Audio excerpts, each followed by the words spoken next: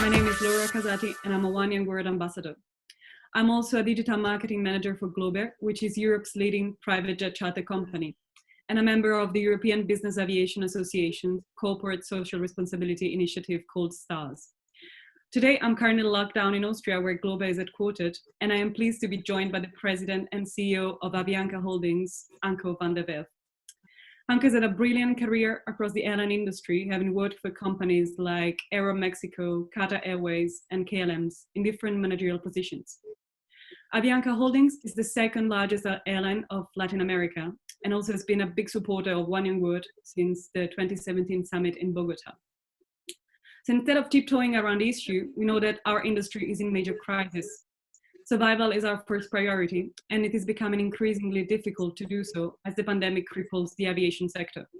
So we thank you, Anko, for taking the time to speak with us today, especially in this critical time and with the pandemic in place. But before we begin, thank you, Laura. Before we begin, tell us where in the world you are right now. Yeah, so it's a bit complicated. So I lived, as you already said, I lived and worked in Mexico for many years. And I started my job with Avianca last year in the summer, and we didn't have time to do the proper house hunting and school hunting. So my family's actually still in Mexico. So over the last few weeks, I've been in Mexico because everything is virtual at the moment. In Bogota, for many weeks, we have not been able to leave our houses.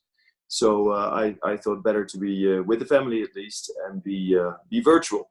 That's a great idea, just to be close to your loved ones. Yeah. I'd say we jump right into questions. So the first question for you, Anko, would be about COVID-19 and the economy. So COVID-19 has brought about mass economic devastation. And one of the primary industries that has unfortunately taken a hit is that of airlines. So we'd be interested to know from your experience, how have you been handling the situation, and what are some of the lessons that can be learned from this pandemic's impact on business? Yeah, so I'm not sure whether we're the ones really to look at for lessons, if you like. I mean, look, we as an industry have been hit one of the hardest, if not the hardest, right? I think maybe cruise shipping and airlines are literally at the forefront of being hit. We, as an industry, you see the ripple effects going through. As of course, this started in Asia. I'm also a board member of IATA, the International Association of Airlines, and you really see it, right? It starts in Asia, goes to Europe, and then all the way down to South America. So for us in Avianca specifically, it hit us late. Only in March, really, it hit us. But then it hit us fast, much faster than in other countries. I think the governments in our parts of the world have taken very swift actions, very, very quick decisions to shut everything down. As a matter of fact, Avianca has not been flying any passenger aircraft since pretty much the 20th of March, right? So already we've been on the ground now for more than 5 weeks. So again, why I'm saying maybe do not look at us for the answers is that we're still really in the middle of this, right? You've seen many airlines being in trouble, and you said it yourself in your introduction. Many airlines around the globe, which we think may not make it or will only make it after severe restructuring, and we can only really start rebuilding once governments allow us to go back in the air, right? And that is in a way, challenging and frustrating thing at the moment. Every single government takes different decisions, and there's no unified approach to, okay, so what happens next? Now, to come back to your question a bit more, what have we done? We have done all the normal things, right? Hiring freezes. We've been absolutely very careful in spending our cash, not to spend our cash. Obviously, cash is king in these environments and these circumstances. And trying to protect as much as we can our workforce, and I think that is something that Avianca has really done well. We have a slogan which is let's try and keep the family together, right? Keep the family together as long as we can. So we did pay the full salaries of March. We did pay at least more than 50% of our salaries in April, and now we'll have to see what happens for May, because it's obvious that the longer this takes, the more complex the situation becomes for each and every single airline in the world. Of course, and maybe you'll see learnings in a future stage. Thank you. I think you mentioned governments a few times before, and my second question would be actually about the intervention of governments in general during the pandemic. So we've seen the intervention of governments scaling up in the economy as a result of COVID-19. So what are your views on striking a balance between the support that comes from the governments during these times, but also allowing and keeping the market free as we know it to continue? Do you think it's time to rethink our economies and their structures? Yeah, loaded question, of course. So let's break it down into pieces, right? First, the response to the crisis. I think much as many companies, the speed in which things evolved was probably surprising to many governments as well to many businesses, right? So I'm not really in the business of criticizing any governments. I think many governments have really done the exact right thing. I really do think that many governments in our parts of the world, Central and South America, were very quick to act, and for that they should be applauded. The second step is, okay, that was individual governments. What about government coordination? No, well, I think there was hardly any. And that makes it very complex, right? Especially for an international or global business such as ours. Yeah. We fly everywhere. We fly to many different countries, and therefore with many different regulators, with many different regulatory sets of policies and protocols already. And that made it very complex to also shut down the airline in a way, right? We've got now currently all our passenger aircraft are on the ground, and only the cargo aircraft that are flying. But it will be all the more important that all those governments really have a view on, okay, so what's next, and how are we going to open up the economies? Because what is absolutely clear, and potentially more so in our parts of the world, you can't keep the economy closed forever, right? I mean, there is, especially I think in these economies where we're at, the potential impact of closing an economy for an extended period of time is much more complicated than some other more mature economies. Let's put it that way. So we will have to open up again. Airlines will play a vital role, especially when you look at economies in countries like Colombia. In Colombia, there's no rail network, and there is actually not really an extensive road network, highways, simply because there's so many mountains. So airlines are considered an essential form of travel, an essential public service.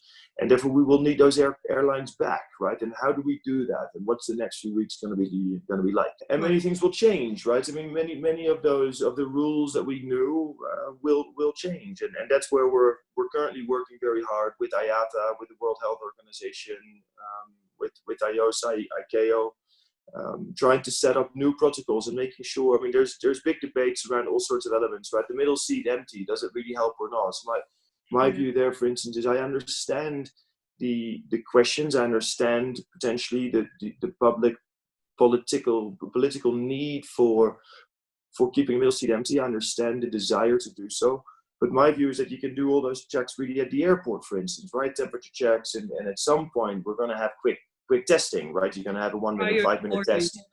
Yeah, do it pre-boarding, and then once you know that these people are healthy, well, they can board, right? I mean, that sounds very selfish, maybe from an airline's perspective, but it's actually, I think, the other way around.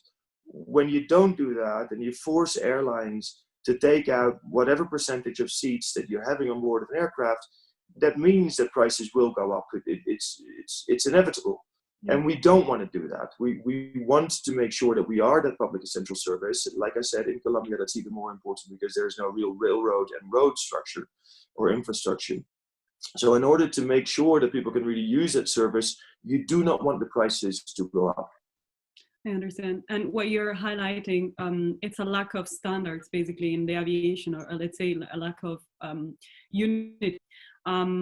In order to move to the next topic, I would like to make a bridge in these regards, because I'd like to talk about sustainability. And the European Business Aviation Association is now working towards setting up standards for sustainability. And this is a very dear topic, I bet, for Avianca too. And yeah. I know that you have in place this corporate citizenship program, if I'm not mistaken. And so sustainability and the climate crisis is a dear topic to Avianca Holdings, to the One in World community, and to the business aviation industry, including GlobeAir. And we've talked about, it has been increasingly on the minds of people of all ages and backgrounds, and there has been a positive trend which has seen airlines starting sustainability projects. But my question to you would be, do you think airlines are doing enough to help tackle this problem? And do you think that COVID-19 will actually change something towards this direction? Because you mentioned what would be important for the future would be to adapt to the situation, and perhaps will aviation change towards this direction? And if not, if aviation is not doing enough, what should they be doing instead? Yeah, no, great questions. And first of all, yes, it's very, very, very much top of mind. Again, also from my role as an IATA board member, I can tell you that it is being discussed, obviously, at board level at IATA meetings, very much at the forefront of our thoughts. Are we doing enough? Well, I think you can always do more, but we're taking it really very seriously and trying to see what we can do. Not to hide behind technological advancements, but so much of it will have to be driven by technological advancements, right? There's other stuff that we can do, and I'll show you also what Avianca is doing, because we are really one of the leading airlines in this respect. We are in the top 5 airlines in the Dow Jones Sustainability Index. So that is at least a good performance by us, and we've really taken it seriously.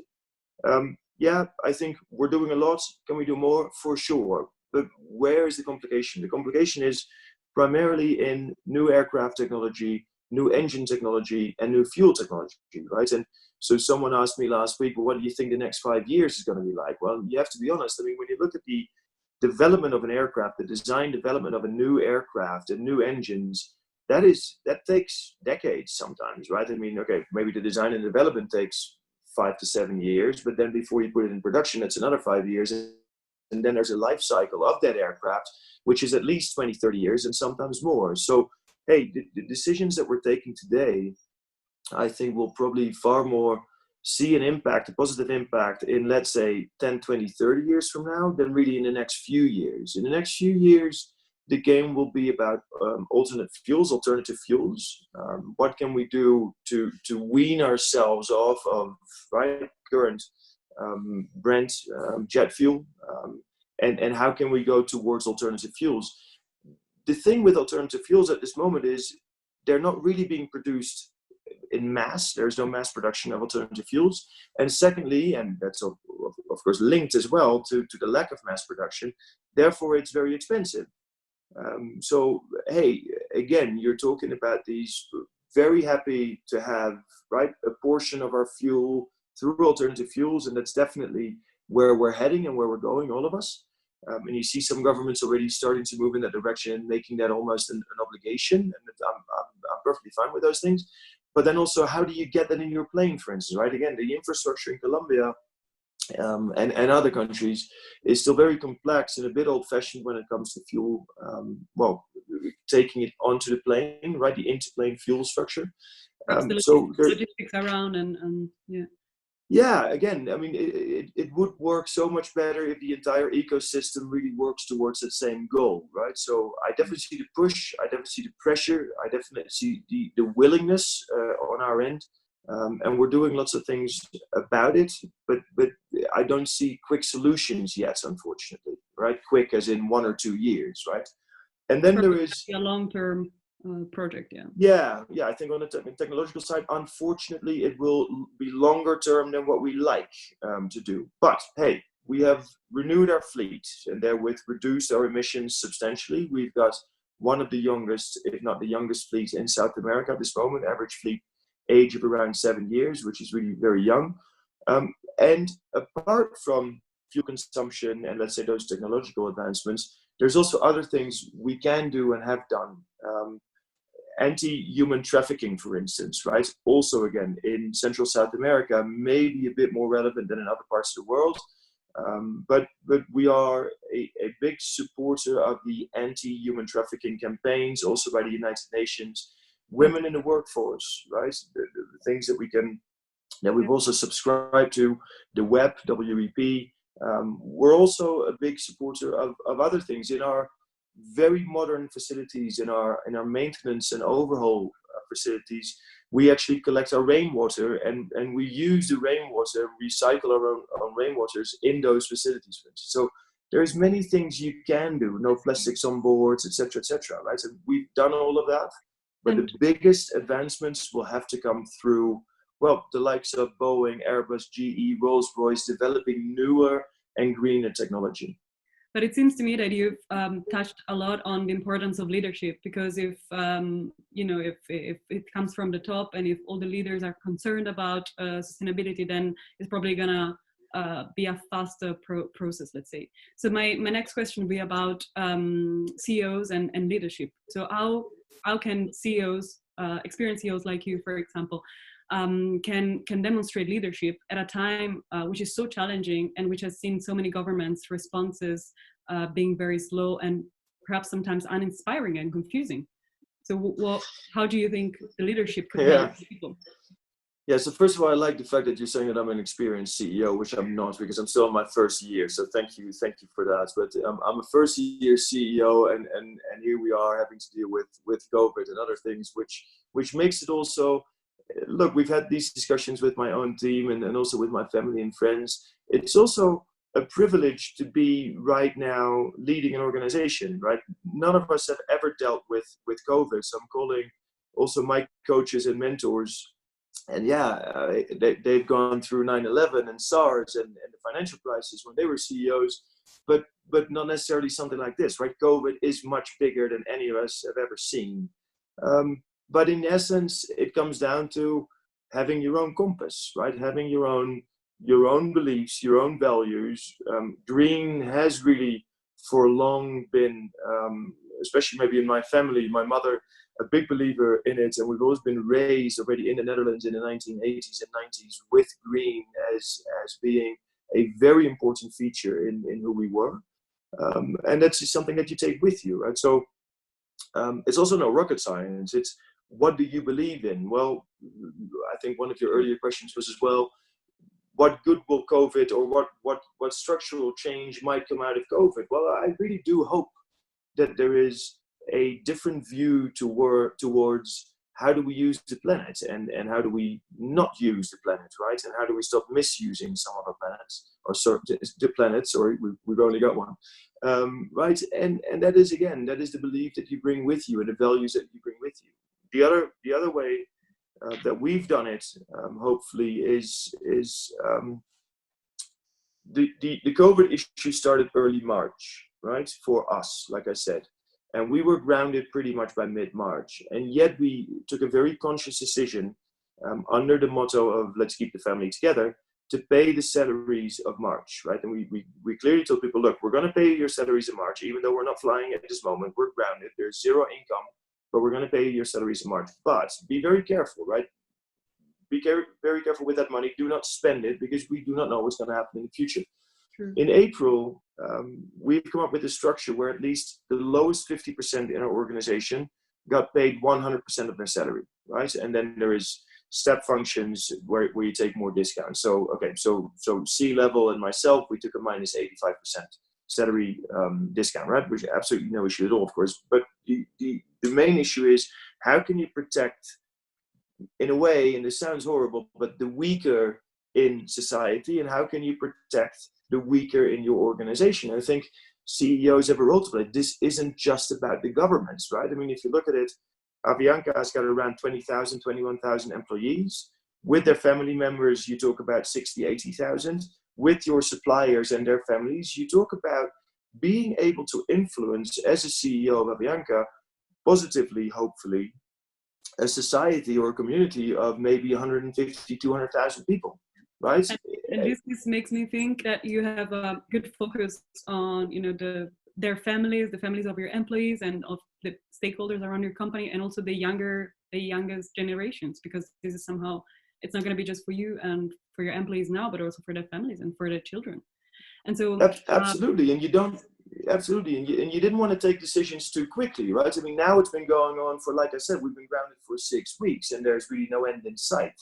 So, yeah, the messaging going forward, right? We're taking this interview now, roughly on the 27th of April. So we've been grounded now for 5-6 weeks, zero income, zero money coming in over the last few weeks.